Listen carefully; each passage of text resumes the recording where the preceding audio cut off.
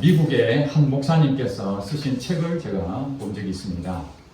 그 책 속에는 미국 교회의 현실에 대해서 기록해 두었는데요. 미국에 있는 국민들 가운데에 당신의 종교는 무엇입니까? 그렇게 조사를 했는데 80%가 기독교라고 대답을 했다고 합니다.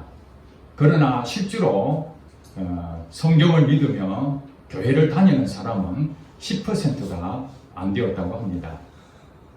그리고 미국의 목회자들이 한 달에 1,500명이 목회를 그만두고 또 신학교를 졸업한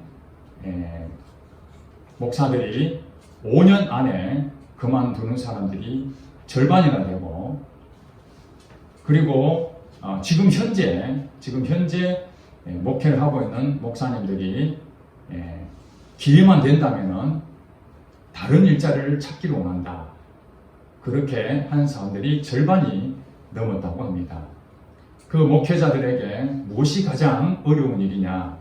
그렇게 물어봤는데 성도들의 신앙생활이 성장하지 않는 것이 가장 큰 좌절이요, 낙심이 된다고 그렇게 고백했다고 합니다.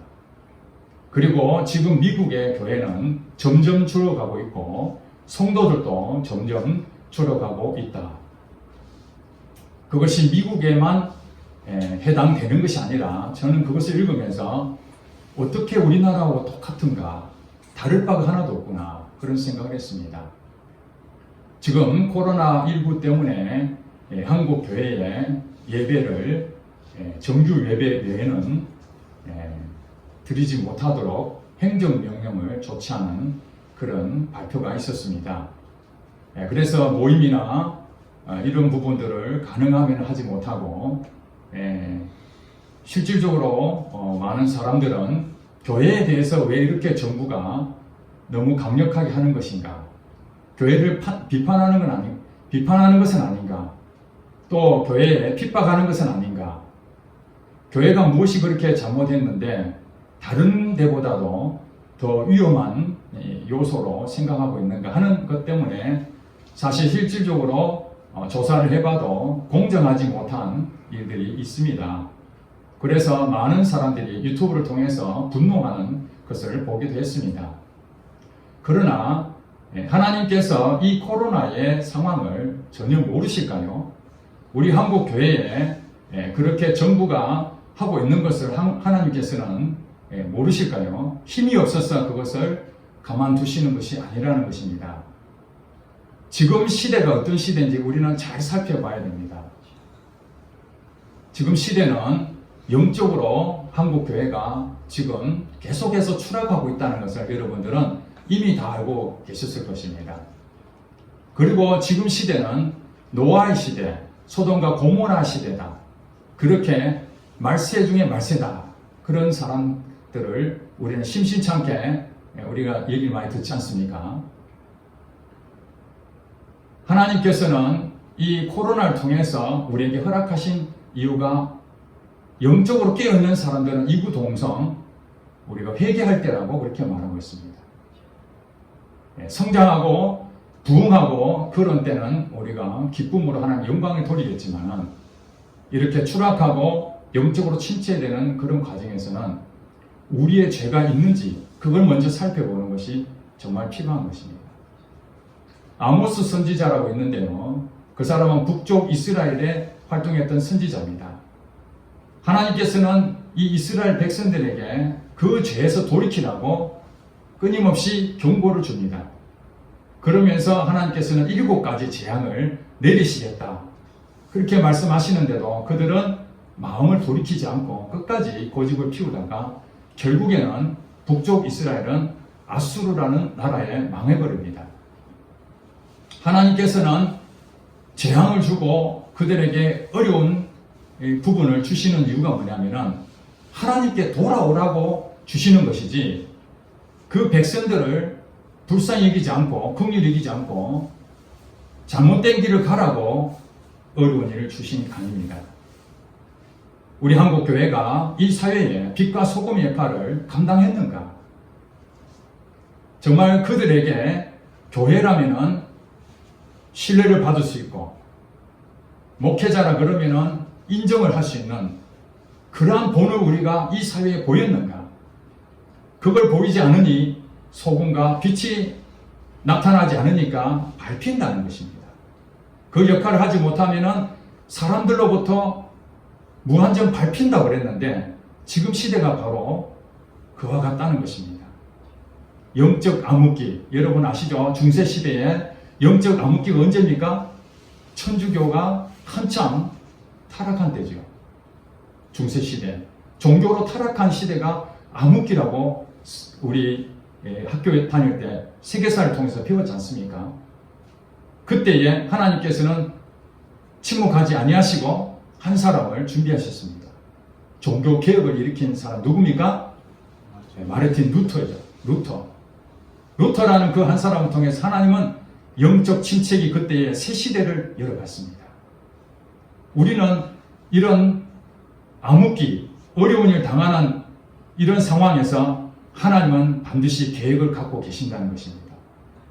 회개하고 죄사함을 받으라. 그리하면 성령의 선물을 너에게 주실 것이다. 그렇게 베드로가 말했습니다. 여호와의 손이 짧으냐? 지난주 말씀 여러분 생각나십니까? 여호와의 손이 짧으냐? 하나님은 살아계십니다. 전능하십니다. 하나님은 살아계시기 때문에 우리를 통해서 역사하시고 우리와 함께 동행하시기를 원하고 계신다는 사실입니다. 우리는 그것을 모르기 때문에 그렇죠. 오늘 본문 사무엘상 3장을 여러분들이 1절부터 18절까지 읽었습니다. 오늘 1절에 뭐라고 얘기합니까? 아이 사무엘이 엘리 앞에서 여호와를 섬길 때는 여호와의 말씀이 희귀하여 이상이 흔히 보이지 않았더라. 이렇게 서두에 시작하고 있습니다. 한나의 기도를 통해서 사무엘이 이 땅에 왔습니다. 그것이 하나님의 세우신 계획이었습니다. 지금 여호와를 섬길 때 이 아이 사무엘이 하나님을 섬길 때 어떤 상황이었느냐? 그 시대가 바로 하나님의 말씀이 희귀한 시대였다는 것입니다. 지금 사무엘상은 사사기 이어서 지금 사무엘상이 나오죠. 사사기 시대가 어느 시대입니까? 여호수아가 가나안 땅을 정복하고 여호수아가 죽고 난 다음에 이제 한 300여 년 동안 사사시대가 시작이 됩니다. 그 300년 동안 이스라엘 백성들은 이 사사를 통해서 그 지도자의 말을 듣고 하나님 앞에 순종해야 되는데 그들은 온갖 죄를 많이 지었습니다. 그때마다 하나님은 주변에 있는 나라를 동원해서 이스라엘 나라를 치셨죠. 사사를 통해서 이스라엘 백성들을 구원하는 역할을 했습니다. 그러나 그들은 또 회복이 되면 또 죄를 짓습니다. 반복된 죄를 짓습니다. 지난주에 요한이가 사사기를 읽었는데 이 사사기에 대해서 한마디로 정의를 했습니다. 이 사사기 보니까 개판이네요. 이렇게 정의를 했습니다. 여러분 사사기를 한번 읽어보시기 바랍니다. 마지막 결론의 내용이 무엇입니까? 당시에 그들에게 왕이 없었으므로 자기 속에는 옳은 대로 행했더라. 자기 속에는 옳은 대로. 하나님 말씀을 따라가지 아니하고 자기가 판단해서 맞다고 하는 대로 사는 거예요. 온갖 죄를 짓는 이 악행을 저지른 것이 사사기입니다. 그러니 하나님께서 복을 주시려고 하더라도 복을 받을 수가 없는 것이죠. 바로 이때 사사기 끝 부분이 바로 엘리 제사장이 나옵니다. 엘리 제사장. 엘리 제사장은 이스라엘 백성들의 지도자였습니다. 그런데 그의 아들 두 아들이 있는데 홈니와 비누아스라는 두 아들이 행실이 나빠서 여호와를 알지 못했다고 사무엘상 2장 12절에 나옵니다. 엘리의 두 아들이 행실이 나빠서 여호와를 알지 못하였더라. 제사장의 자녀들은 제사장 가문에 이어받습니다. 아버지가 제사장이면 자녀들도 제사장이 되는 것이죠. 그러니 이 홈니와 비느하스란 두 아들도 아버지를 따라서 제사장 역할을 합니다. 제사장이 무엇입니까? 백성들이 와서 제사를 지낼 때에 하나님과 백성 사이에서 거룩한 모습으로 그 제사를 잘 드려주는 것이 그들의 임무인데 그 제사장의 역할이 그 일을 하지 아니하고 좋은 것은 뒤로 빼내는 그런 악독한 자가 이 두 아들이었습니다. 그 행실이 나쁘죠.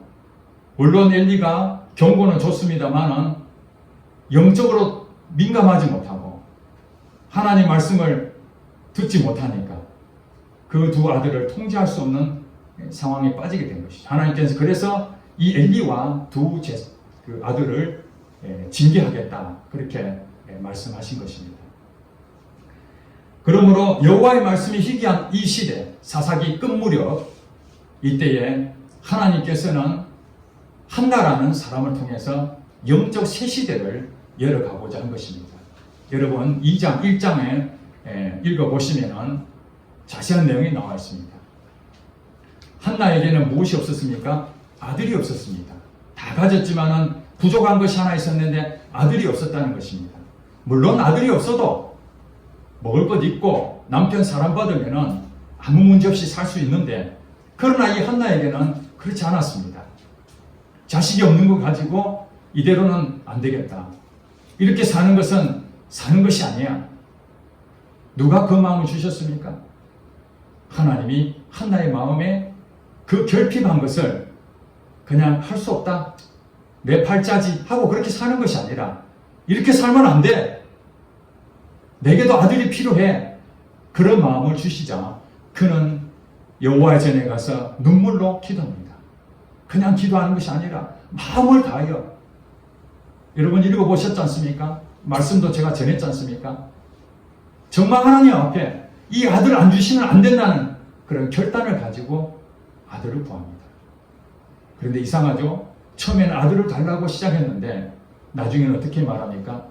하나님, 이 아들을 주신다면은 이 아들을 하나님께 드리겠습니다. 얼마나 귀한 아들입니까? 지금은 없지만은 만약에 주신다면은 그 아들을 내 자녀로 생각하지 않냐고 하나님 것으로 서약하게 됩니다. 이것이 하나님 나라와 의를 구하는 기도의 제목이 바뀌게 되는 것이죠. 많은 사람들은 어려움을 당해서 하나님 앞에 엎드립니다. 자기가 하는 것처럼 생각하죠. 하나님 그에게 기도하게 만드신 거죠. 하나님 왜 경제적으로 어렵습니까? 하나님이 일자리가 생기지 않습니까? 하나님 이 나라가 왜 이렇습니까? 하고 그런 애통한 마음을 가지게 되면 그것이 내 생각이 아니라 하나님 주신 생각임을 믿으시기 바랍니다. 그렇게 해서 기도를 엎드리게 되면 그걸로 통해서 기도가 바뀌게 됩니다. 그렇구나. 하나님 나라와 의를 구하게 되는 것이죠. 하나님 이 사업체 하나님 것입니다. 하나님 이 몸 하나님 것입니다. 하나님 나를 건강하게 해주신다면 하나님 주를 위해서 내가 평생 헌신하겠습니다. 이런 간증 들어보셨지 않습니까? 내 몸이 건강하기를 바라는 것으로 시작했지만 그러나 이 몸을 하나님을 위해서 쓰시도록 내가 헌신하겠다. 이렇게 하는 것이 하나님 나라와 의를 구하는 기도가 되는 것이죠. 그러면 그 다음에 하나님 주신 약속이 무엇입니까? 너희는 먼저 그의 나라와 의를 구하라. 그리하면 이 모든 것을 너희에게 더하시리라. 예. 우리가 구하지 아니하는 것까지도 하나님께서는 다 알고 계시고 그걸 다 두시는 것입니다. 여호와의 손이 짧으냐?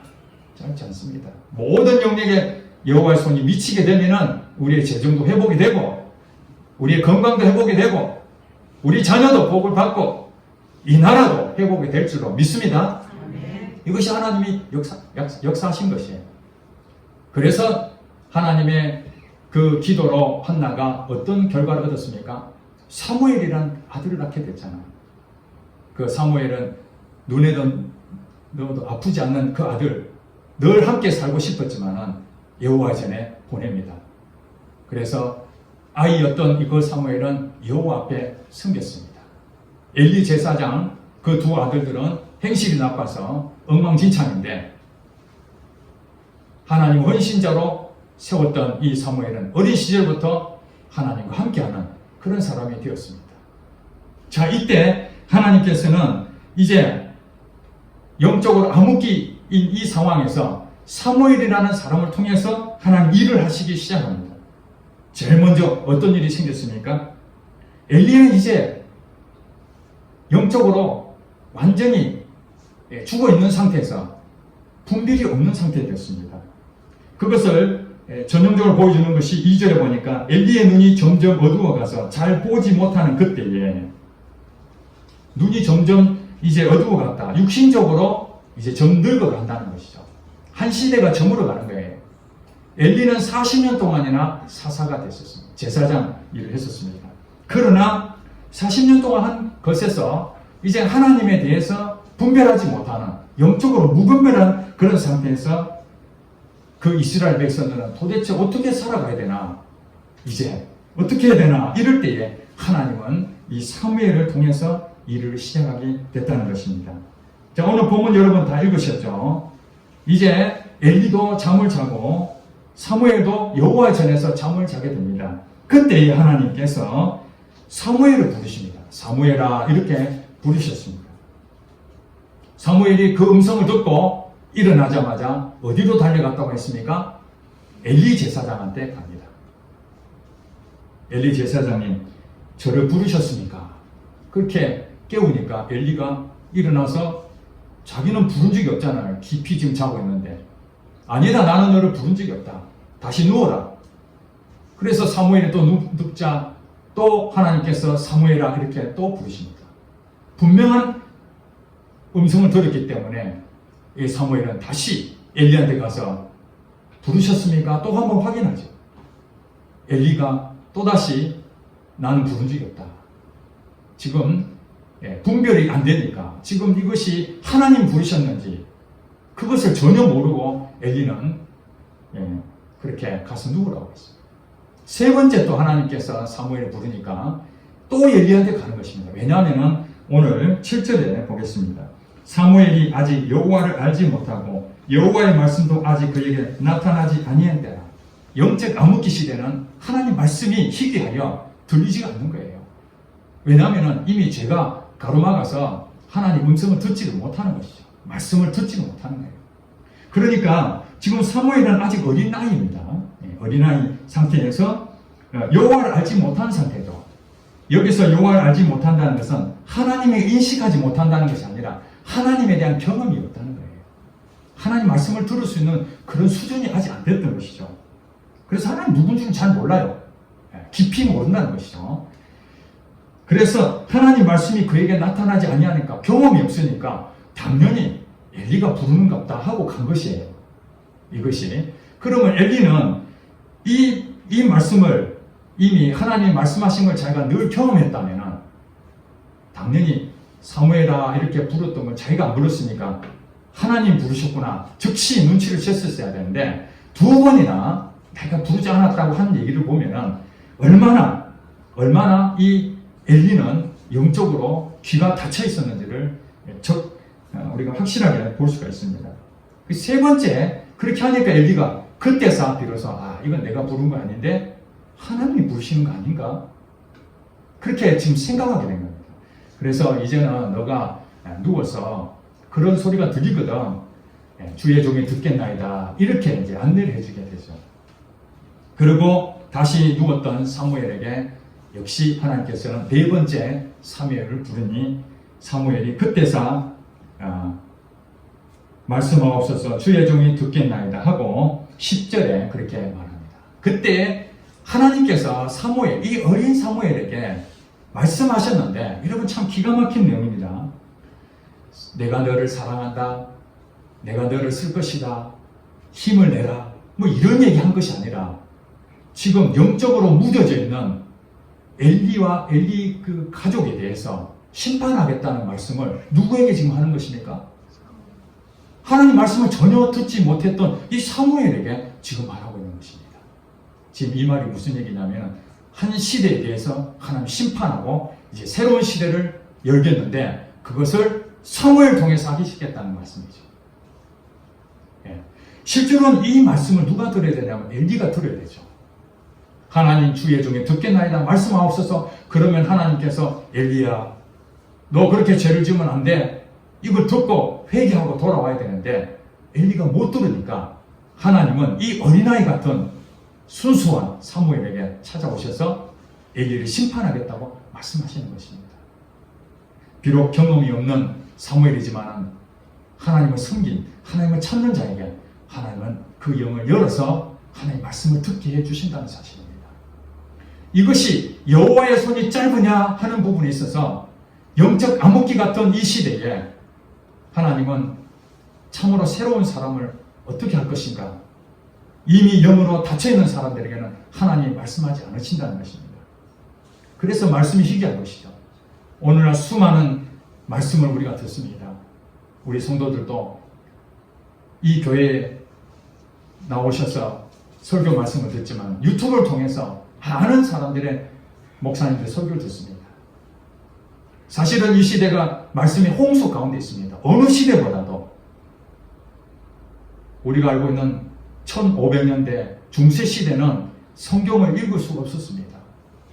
신부들만 성경을 읽게 되었고 성도들은 성경을 읽을 수가 없었어요. 그러니까 거짓으로 해석을 했죠. 너희들 돈 바치면은 너희 죽은 아비 어미 그 죄를 하나님 사해 주시고 천국으로 보내주신다. 연옥이 있다. 그런 식으로 거짓된 그런 성경을 그들에게 하니 성경을 볼 줄 모르니까 하나님 말씀을 듣지를 못하니까 그들은 맹목적으로 순종할 수밖에 없었죠. 그러나 이 시대는 하나님 말씀이 엄청나게 많잖아요. 그런데도 하나님 말씀이 지금 기갈이다. 기갈이다. 물이 없어 가란 것이 아니라 하나님 말씀이 내게 생명이 되지 않으면 그게 기갈이 되는 거예요. 우리가 듣기는 많이 듣지만 하나님 말씀을 듣지만 정작 오늘 이 엘리 제사장처럼 사무엘은 듣고 있는데 자기는 듣지 못하는 것을 가슴을 통탄하면서 내가 하나님 말씀을 듣지 못하고 있습니다. 내가 영적으로 둔감해졌습니다. 하나님 말씀해 주시옵소서. 만약에 엘리 제사장이 하나님 말씀을 듣고 살았다면 이 사무엘에게 그 경험을 하니까 얘기를 했을 거 아닙니까? 하나님 이 부르셨으니 기다려봐라. 어떻게 해라. 근데 자기는 경험하지 못하니까 사무엘을 제대로 인도를 못하는 거예요. 그래서 하나님께서는 이스라엘 공동체의 지도자들에게 하나님 심판을 내리시는 거죠. 엘리와 엘리 제사장의 두 아들, 이 지도자들이잖아요.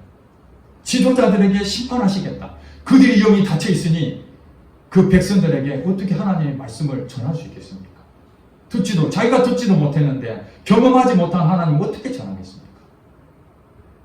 우리가 하나님을 살아 계신다는 것은 하나님 말씀하시는 분이십니다. 하나님은 아담과 하와를 창조하시고 그냥 입을 다무신 것이 아니라 아담과 교제하셨습니다. 성경 역사를 다 보시기 바랍니다. 하나님은 사람들을 만들어 놓고 하나님 형상으로 만들어 놓고 영적인 존재를 만들고 하나님 영이시니 서로 교제하고 교통하기를 원하고 계시는 것입니다. 말을 못한다는 것은 죽어 있는 거 아닙니까? 그래서 죽어 있는 자는 뭐 한다고요? 말이 없다. 그죠? 예, 죽은 자는 말이 없습니다. 우상은 말이 없습니다. 우리가 만들어 놓은 우상은 말이 없습니다. 그러나 살아계신 하나님은 말씀하십니다. 그 말씀을 통해서 우리가 생명을 얻고 힘을 얻고 능력을 얻게 되는 것이죠. 하나님께서는 오늘 이 시대에도 사무엘 같은 그 사람을 통해서 영적으로 새 시대를 준비하고 계심을 저는 믿습니다. 하나님께서 에레미야 선지자에게 예루살렘 성을 내가 멸망시키겠다고 말씀하시면서 그러나 조건을 걸었습니다. 그러나 에레미야 5장 1절의 말씀, 예전에 제가 말씀을 전했죠. 정의를 행하고 진리를 구하는 자 한 사람이라도 찾으면 내가 이 성을 용서하리라. 하나님 마음이 어떻습니까? 모두가 죄악 가운데 있는데 단 한 사람이라도 하나님 마음으로 한나처럼 하나님 나라와 하나님 의를 구하는 그 한 사람을 통해서 사무엘을 하나님께 이 땅에 보내주시잖아요. 새 시대를 여는 한 사람을 한나를 통해서 보냈잖아요. 우리 가정도 그렇습니다. 저희 어머니가 고향을 떠나서 부산으로 이사를 갔는데 거기서 하나님을 만나고 우리에게 복음을 전하고 그래서 저희들이 다 하나님을 만나는 그런 역사가 있었고 그 어머니의 기도 때문에 제가 목회자가 됐고 또 저희 어머니 형제들이 다 하나님을 만났습니다. 그 어머니 한 사람을 통해서 하나님은 우리 가정을 구원하는 새 시대를 여신 거예요. 우리의 눈물로 흘리는 그 기도가 땅에 떨어지지 않습니다. 우리는 그걸 알아야 됩니다. 기도해도 응답을 못 받으니까 경험이 없으니까 하나님 죽은 것처럼 느껴지지만 여러분 기도해갖고 응답 한번 받아보시기 바랍니다. 그러면은 하나님이 살아계시네? 내가 기도한 것을 하나님 다 듣고 계시네? 그렇게 경험한 사람은 어떻게 기도를 안 하겠습니까? 또 기도합니다. 또 기도합니다. 그 한 영혼을 위해서 마음을 다해서 중보기도 할 때에 그 한 영혼이 지금 당장이 아니지만 언젠가 그가 돌아오는 모습을 볼 때에 기뻐 뛰며 우리가 하나님 찬양하지 않겠습니까? 시편 126편 5절 6절 말씀 그러잖아요. 눈물로 씨를 뿌리는 자는 기쁨으로 단을 거두리로다. 울며 씨를 뿌리는 자, 그 한 사람을 통해서 기쁨으로 많은 사람이 돌아온 역사가 있다고 말하고 있는 것입니다. 여러분, 여호와의 손이 짧으냐? 하나님 이 시대에 회개하고 죄사함을 받으면 성령으로 선물을 우리에게 주신다. 구하는 자에게 성령을 주시지 않겠느냐? 저는 이 교회가 세워진 그날부터 지금까지 계속해서 구하는 기도 제목은 하나님 성령을 주시옵소서. 성령의 충만함을 주시옵소서. 하나님 저도 그렇고 우리 성도들도 성령을 경험하게 하여 주시옵소서. 오늘 이 예배 가운데 성령님의 임재하심으로 하나님 살아계심을 아버지 직접 경험하게 해 주시옵소서. 하나님 성령에 대해서 얘기하는 것이 아니라 그 성령님이 내 안에 역사하시는 것을 단 한 번이라도 경험하게 해 주시옵소서. 왜 제가 그런 마음을 가지겠습니까? 백문이 불여일견 아닙니까? 100번 우리가 들어보는 것보다 한 번 보는 게 낫잖아요. 하나님에 대해서 하나님 살아계십니다. 100번 설명하는 것보다 하나님이 실제로 내 안에서 역사하신 것 단 한 번만 보면은 하나님 살아계신 거 금방 느끼잖아요. 우리가 경험하지 못하니까 그것이 틀렸다. 그게 잘못됐다. 엘리 제사장처럼 하나님 말씀을 듣지 못하니까 사무엘을 제대로 인도하지 못하잖아요. 하나님은 우리에게 지금 말씀하고 계시는 거예요. 말씀해 주시고 싶은 거예요. 코로나를 통해서 우리에게 말씀하고 있는 거예요. 그저 코로나가 물러가고 우리 옛날 일상으로 돌아가기를 그렇게 기도하지만은 그러나 더 깊이 들어가면 하나님께서 우리 한국교회를 지금 살리시려고 그러는구나. 한국교회가 너무나 많은 것을 하나님의 영광을 드러내지 못하고 이 사회에 외면당하는 것이 바로 우리 죄 때문이구나. 하나님 잘못했습니다. 한나의 그 마음으로 다시 간절한 마음으로 눈물로 중보하는 그런 것들이 우리 성도들 가운데 한 명씩 두 명씩 이렇게 퍼져나가는 그런 가운데 하나님께서는 어떤 시대를 연다고요? 새 시대. 새로운 시대를 코로나 이후의 시대는 새로운 시대가 되는 것입니다. 그때는 우리 교회들이 한국 교회들이 경건의 모양만 있었던 그 교회가 경건의 능력을 가지는 그런 살아있는 교회로 세워져야 될 것이고 밋밋하고 도대체 하나님이 있는지 없는지 그렇게 살았던 우리 가정이 하나님의 능력이 임하여 성령 충만함으로 말씀을 사모하고 기도의 응답이 나타나고 우리가 전할 때마다 하나님 역사심이 나타나는 오늘 본문처럼 이상이 흔히 보이지 않았지만은 사무엘에게 이상이 나타났잖아요. 이상이 나타났어요. 15절에 볼까요? 사무엘이 아침까지 누웠다가 여호와의 집의 문을 열었으나 그 이상을 엘리에게 알게 하기를 두려워하더니 지금 1절에는 이상이 보이지 않았다는데 이제 하나님 말씀을 들었던 사무엘에게 무엇이 보였습니까? 이상이 보인 거예요. 하나님 말씀이 내게 임했던 것이 바로 역사하신다는 증거 아니겠습니까?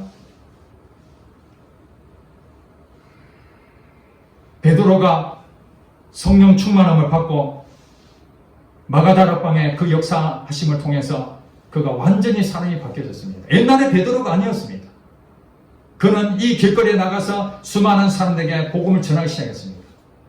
말씀을 전하면서 그는 성경의 한 구절을 인용하게 됩니다. 그 전까지는 그 성경이 뭔지도 경험해 보지 않았습니다. 그러나 성령이 그에게 임하니까 그가 구약시대의 요엘 선지자를 통해서 말세에 내 영을 모든 육체에 부어줄 것이다. 성령이 임하면 권능을 받을 것이다 하는 것을 요엘 선지자의 그 말씀을 인용하여 설교하기 시작했습니다. 그 설교를 듣던 그 많은 사람들이 우리가 어찌할꼬 회개하기 시작했습니다. 베드로 앞에 우리가 어찌할까요? 어떻게 하면 우리가 살 수 있습니까? 그때에 베드로가 회개하고 예수 그리스도를 믿음으로 세례를 받고 죄상을 받아라. 그리하면 성령을 선물로 받을 것이다. 그래서 그들이 회개하고 주께로 돌아온 자가 몇 명이요? 3,000명이 돌아왔어요. 3,000명. 한 명 전도하기도 어려운 시대. 이제는 교회가 차별금지법이 통과되면 전도도 마음대로 못하고 잘못을 잘못이라고 말하지도 못하고 말하면 바로 벌금을 물고 이런 시대에 전도가 안 되는 시대에 그러나 우리는 무엇을 믿습니까? 우리 힘으로는 안 되지만은 성령이 너에게 임하시면 권능을 받고 내 증인이 될 것이다. 그것은 성령님이 역사하신다는 거예요. 우리가 복음을 전하면은 한 사람이 영원히 돌아오기 어렵지만은 그 한 사람을 통해서 너와 내 집이 구원을 다 받는 역사가 일어날 것이라는 거예요.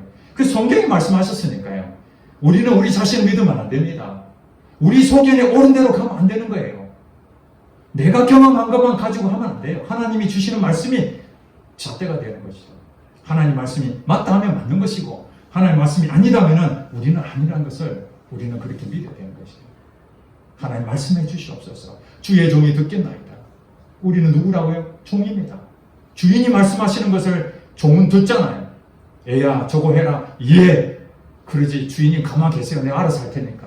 그건 잘못된 거예요. 우린 종입니다. 하나님 말씀해 주세요. 그러면 그 종이 하나님 말씀대로 순종하면 어떻게 됩니까? 하나님께서 상급을 주시겠다고 말씀했습니다. 작은 것에 충성한 자는 큰 것을 하나님께 맡기실 것입니다. 여러분 지금부터 큰 것을 생각하지 마시고 작은 것에 어떤 사람은 차별금지법이 통과되면 안 된다 해서 한나의 심정으로 간절히 지금 기도하는 사람이 있습니다. 그 간절히 기도하는 그 영혼을 하나님께서는 귀히 보신다는 것입니다. 여러분 가족의 구원을 받지 못하는 그 영혼을 볼 때에 할 수 없지 뭐 지옥에 가면 할 수 없고 천국 가면 감사하고 그런 것이 아니라 그 영혼을 볼 때마다 마음에 찔림이 오고 하나님 불쌍해 주세요. 그리고 그에게 선을 베풀고 중보기도 하는 그 한나의 심정을 가진 그에게 그 한 사람 때문에 그 가족 모두가 구원을 얻게 된다는 사실입니다. 지금 당장의 눈에 보이지 않는 것 때문에 실망하고 낙심하지 말라고 하나님 말씀하십니다. 우리가 선을 행하되 낙심하지 말지니 포기하지 아니하면 때가 이르매 뭐 한다고요? 거두리라. 거두리라. 눈물로 씨를 뿌리는 자는 반드시 기쁨으로 단을 거둔다. 열매가 있다는 것이에요. 저도 이 교회가 비록 부족하고 보리떡 5개 물고기 2마리밖에 없는 한 아이의 작은 도시락 한 끼밖에 안 되지만 하나님 이것을 통해서 하늘을 우러러 축사하시사 하나님께서 놀라운 500의 기적을 베푸심을 저는 가슴에 믿고 기도하고 있습니다. 지금 눈에 보이는 것은 현상일 뿐입니다. 하나님은 새로운 역사를 일으키신 누구를 통해서 한다고요? 한나를 통해서, 사무엘을 통해서 지금 이 시대도 그런 한 사람을 찾고 있습니다. 그 사람은 성령 충만한 자입니다. 하나님의 말씀을 듣고 순종하는 자입니다. 어린아이부터 노년이까지 무제한적으로 하나님께서는 조건 없이 성령을 베푸신다고 했습니다. 겸손한 자에게 하나님께서 은혜를 베푸시고 교만한 자를 하나님 물리치신다고 했습니다. 우리는 마음을 주님 앞에 말씀해 주시옵소서. 그러면은 그 주인 되신 그분께서 하나님 나라와 의를 구하는 우리에게 이 모든 것을 너에게 다 주신다는 그 약속의 말씀 믿고 성령 충만함으로 이 시대에 사무엘 같은 자가 되시길 주의 이름으로 축복합니다.